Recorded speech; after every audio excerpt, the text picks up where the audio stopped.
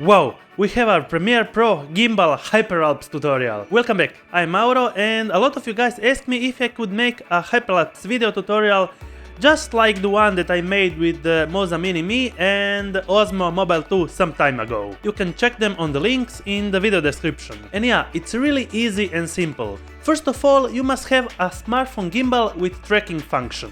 Yeah, I tested the Osmo Mobile 2, the Moza Mini Me and Smooth 4, and yeah, they all have the tracking function, so yeah, I would recommend them, and the links are also in the description. Every gimbal has a common app that allows you to connect the phone via Bluetooth on the smartphone gimbal for the smart features like smart tracking. The apps differs a little one from the other, but the actual tracking is always located on a common visible place. To succeed your hyperlapse video, the best thing is that you have a clear path of walk from the selected object of tracking. When you select the desired object of tracking, just walk around it, or walk on the side of it, or any other walking path that is free for you. And yeah, don't forget to press the recording button. When you think that you had enough walking down the street where everybody looks at you and your gimbal doing your own thing, it's time to go home. This is a Premiere Pro tutorial, so enter Premiere Pro and import your footage.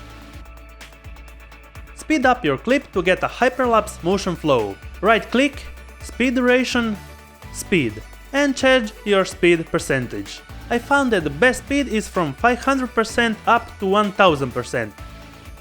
Nest the selected sequence before applying the warp stabilizer.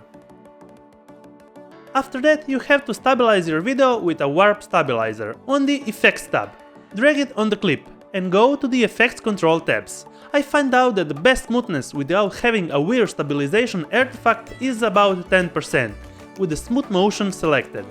Sometimes the position, scale, rotation will work better than the smooth motion, but it depends on the actual footage, so yeah, just play around with it. After that, you are pretty much ready to go. Add your music, sound effects and export it.